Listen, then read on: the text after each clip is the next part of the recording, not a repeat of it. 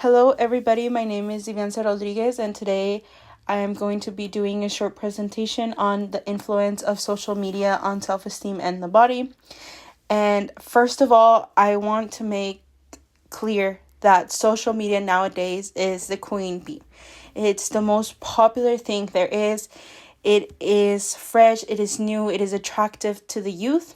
And with that said, social media used by youth is nearly universal. Up to 95% of youth ages 13 through 17 report using social media platform, with more than a third saying they use social media almost constantly.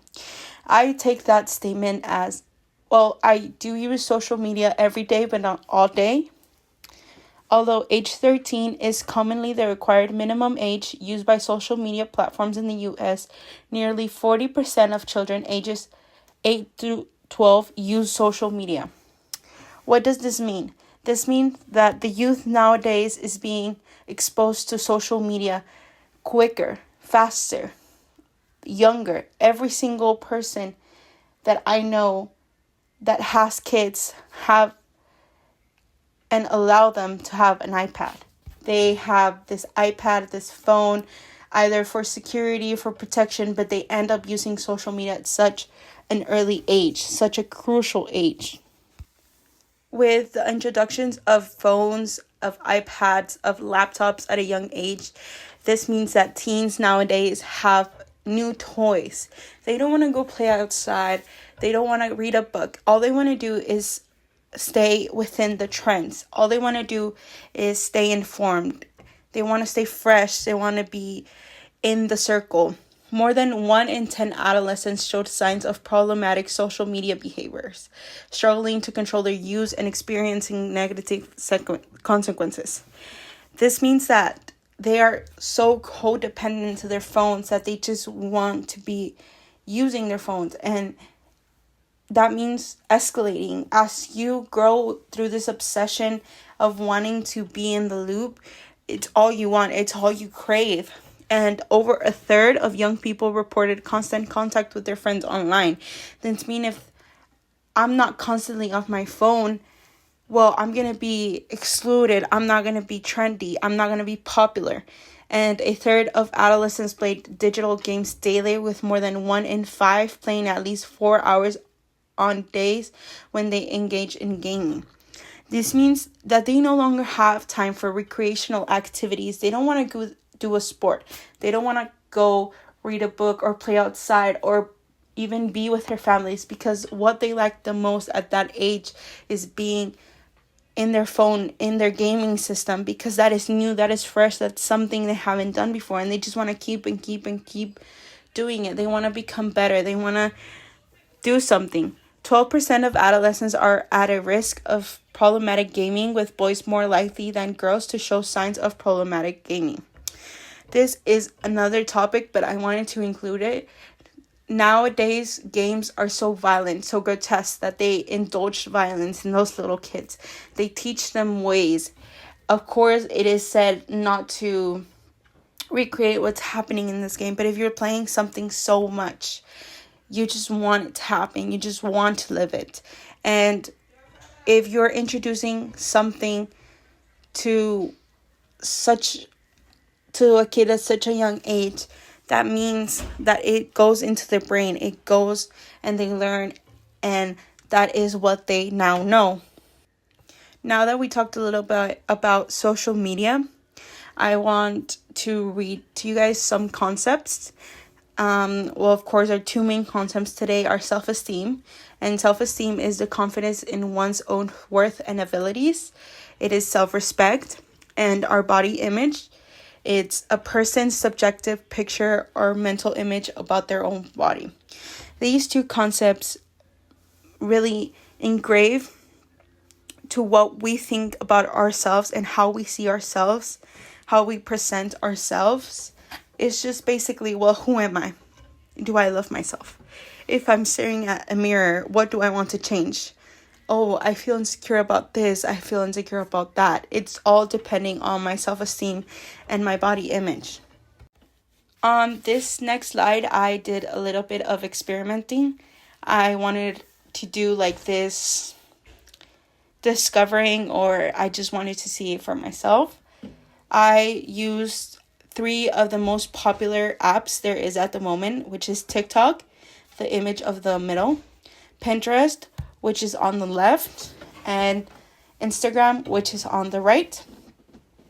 I typed in perfect body.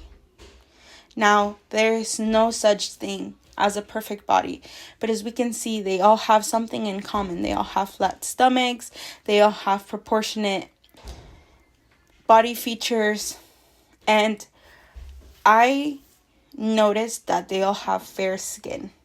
Now, this may or may not be relevant, but to me it is, because when typing in perfect body, this is the first images of what came. Now, if little girls are looking it up, or what should my body look like? What should I be looking like? Who should I be? And they are presented these images, I think it is not healthy. It's not relevant to their bodies, because everybody has a different body. Everybody has different needs. Everybody has different proportions, different DNAs. Everybody has a different workout routine. You may have a disability. You may have a condition. Not everybody's bodies are the same, and little girls from such a young age are being taught that if you don't look this way, there is something wrong with you, and there is really not. There's a million different bodies, more than a million. Everybody has a different body, and we're like 7 billion in the whole world. I think that this is severely unhealthy for the little girls who are on their phones, on their iPads, who are growing, because they're growing to understand that their body shouldn't look that way. It should look like this, and it shouldn't. Now, on this next slide, I want you guys to look at it and reflect and see it. I think, to me, that is the perfect image. It is a lovely girl with long, beautiful hair, a beautiful dress in the middle of a peaceful scenario. She appears to be eating. She has a book. She is surrounded by flowers. The sky is sunny. The trees are really green. It's just perfect, right? So what I wanted to talk about is the illusion of perfection. Now, there are a lot of things to talk about when talking about perfection. And one of the primary ways social media affects youth self-image is through the propagation of an idealized and often unattainable standard of beauty. Now, let's say I see this picture and I want to recreate it, and I go to a field, but the field doesn't have flowers and it's raining, and I start to get frustrated because why doesn't it look like the picture if I came to recreate that picture? That is because this picture may be edited. This picture may be artificial intelligence. This picture may be in a remote country, not wherever I am from. There are so many ways to manipulate in the screen. Now, this instant comparison can foster a sense of dissatisfaction with one's own life and accomplishments, leading to a negative self-perception. The curated nature of social media feeds often fails to represent the full spectrum of experiences and emotions, reinforcing an unrealistic sense of what a successful or fulfilled life should look like. The bottom line is that there is no way to recreate that picture. There is no way to achieve perfection, because perfection, to me, is a state of mind. To me, it doesn't exist.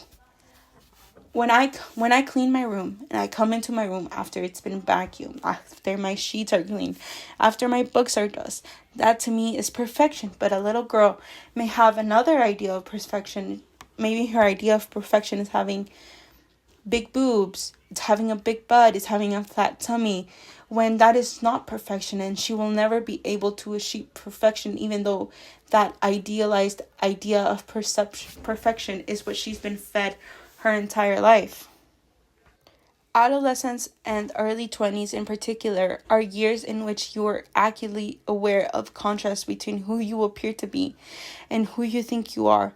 Adolescence is where you are the most vulnerable, when you start to think of yourself and comparing yourself and wanting to be a different person. Now, this was hard enough in real life. Now social media is being exposed, and you're being exposed to these perfect bodies, to these girls you think you should be, when in reality your body meets its needs every day. You need carbohydrates, you need lipids, you need minerals. And once you start comparing yourself and you start doing dramatic ways to look like these models, when you should not be striving to look like these models or these persons on social media, it becomes a really complicated and really hard circle to follow.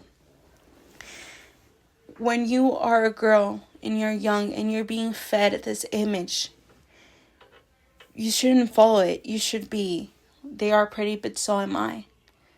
So am I. My body is healthy. My body is my sanctuary. My body is who is helping me achieve the daily activities that I do every single day. Instead of trying to change who you are, you should be so grateful, so happy to be the person you are. Social media can be great.